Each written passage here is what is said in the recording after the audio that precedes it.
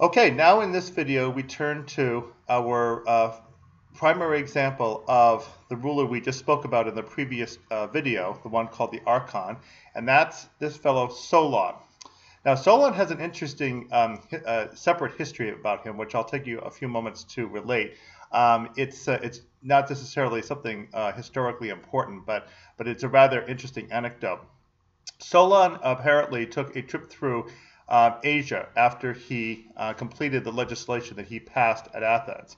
And he came to visit the reputed wealthiest ruler in the ancient Greek world named Croesus, who was the king of the Lydians. And Croesus, when Solon came through, showed off all of his tremendous wealth that he had. He had treasure houses full of incalculable amounts of wealth and gold and jewelry and everything else. And nobody that Solon would have been likely to meet anytime would ever have had anything near as much wealth as he had. So when he got all finished showing off all of his wealth to Solon, he said to Solon, "Now tell me, is there anybody in the ancient world there who you think is happier than I am? Who do you think is the happiest person on earth?" Solon says, "Oh, I know. There's this fellow named Tellus, Tellus, the Athenian. He was a very nice, ordinary citizen with an ordinary family, ordinary estate. You know, nobody too distinguished, but he led a very nice, uncomplicated life for most of his time and died quite satisfactorily." And Croesus does a double take and says, "Him? Well, okay, who do you think is the second happiest?" Solon says, "Well, actually, there are these two young men named Cleobus and Biton." Croesus says, "What?" "Well, you see, these two young men were out in a field, and their mother actually had to go to the priestess of Hera near Argos because she was a priestess there, but there was no carriage to take her there. And so these two young men strapped themselves to a wagon and drew her there. And when they arrived, the mother, in tremendous gratitude for the unusual act that they had taken to get her there, prayed to Hera and said, 'Please grant these young men the best boon you possibly can.' So the two young men, who were exhausted from their very difficult journey, collapsed with exhaustion in the shrine of Hera, fell asleep, and the boon that Hera granted them was they never woke up. They ended up dying in the prime of life." And so Croesus really doesn't understand this and says, "Why am I not the happiest person with all this great wealth I have?" And Solon says, "Because we have not found out yet whether or not you will die fortunate. It's all too common for people to think they're fortunate while they're alive, but the real measure of whether somebody is fortunate in life is whether he has successfully completed his life happily."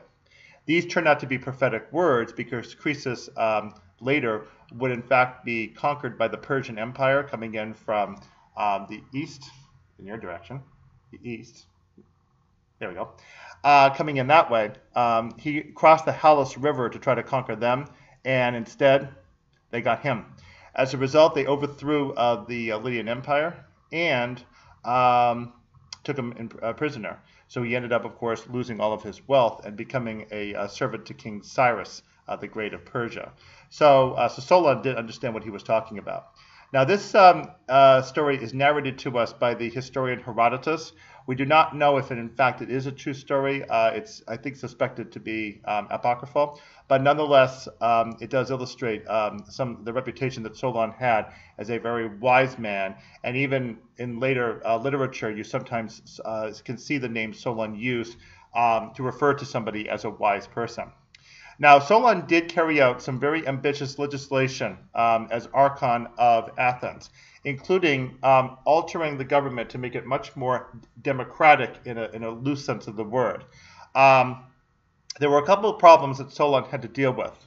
First of all, through the past century, there had been an increasing problem of wealth distribution, familiar to us today also. People at the top who have everything, and the rest of the populace that has very little or none. And one problem was that many farmers, especially, had become indebted to wealthier people. in trying to run their farms or run their estates. They had amassed very high debts and weren't able to clear them. So in many cases, those farmers had to sell themselves into slavery. Now, Solon came up with legislation called Seisach Thea, in which he canceled out most of the debts and also did away with the practice of indentured servitude, the practice of having to sell one into into slavery if one was unable to clear debts. This was an historic move because it got rid of one of the most insidious of financial cultural processes that the Athenians were enslaved with in order to deal with these kinds of financial problems. Solon also, in addition to getting rid of debts, also changed quite a bit in the Athenian government about the way it was set up, including instituting a new council that we'll talk about much later called the Areopagus Council, which is the Hill of Ares. It's a little bit outside the main city of Athens, not too far away from the Agora or marketplace. And the Areopagus is where this high court would meet. And the high court initially was responsible for most of the jury trials to be held in Athens. That would change in later days. But Solon was the one who instituted that. So we'll speak about that later. The main thing that Solon is known for are these four property classes that Solon established in order to show what types of political offices different citizens were entitled to, and also to define which types of families different citizens could marry into. So effectively, Solon does something to help the poor people by getting rid of the debt servitude, but he also helps wealthier people, so he thinks, by laying out these property classes. Before I continue, let's get ourselves back into light. There we go. And now we can actually see the four property classes. So first of all, we have the Pentecosia Medimnoi. Nice long word. Pentecosia is 500, the number 500 given to you here. Medimnos is a unit of the production of grain, and it's used to measure how much actual harvest one could get from particular crops. And so 500 medimnoi was a very, very large amount of crop yield one could get from an estate. So anybody who was this wealthy to be able to produce that much would be considered wealthy enough to own an entire estate. So these were the wealthiest people up at the top. Next are the Hippeis, Hippeis. The Hippeis would be people who could own 300 medimnoi worth of an estate. These people would be wealthy enough to own and train horses.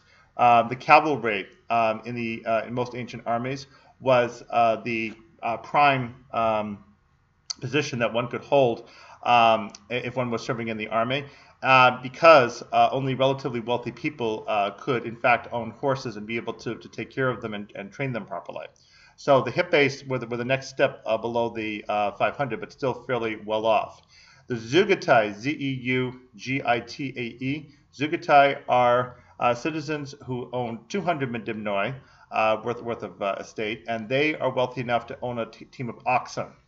And then below that are the Thetes, T-H-E-T-E-S, who are those people who are not wealthy enough to fit in any of the top classes, and they have, therefore, the fewest privileges. So the Thetes are definitely those who are the least desirable in Athenian society. So it might be possible to move up and down these property classes, but obviously it would depend quite a bit on how much wealth you had. So what Solon was attempting to do was to try to make more equitable the association of wealth with privileges and opportunities in society for the populace. He thought he had been successful, and he wrote a series of poems in which he gave himself credit for establishing what he termed, I'll read the word here,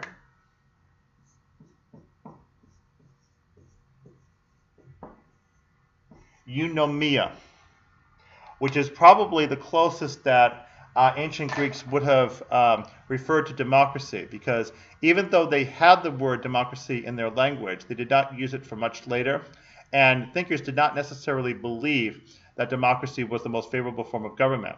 So eunomia was a more general term meaning good or just governance. And Solon thought that by establishing these property classes and showing the rights and privileges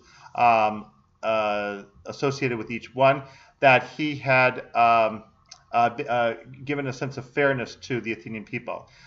It was unfortunately not successful.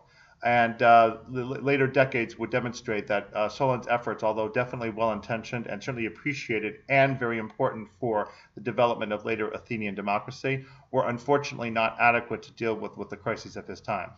After Solon was finished with his legislation and his poetry, he went on a 10-year journey, and he made it an important rule at Athens that they were not to alter his legislation for any time during his 10-year absence. It's probably in this period that the story might have circulated that he went to visit King Croesus, as I spoke of at the beginning. So that was Solon's efforts to deal with the crises occurring in Athens within the society and government.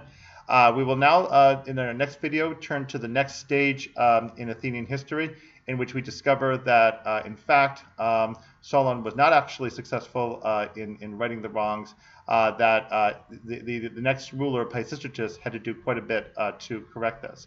First, however, at the beginning of the video, we're going to take a brief step back to understand where Solon was coming from, and then to understand how we got further to Pisistratus. We'll see you in the next video.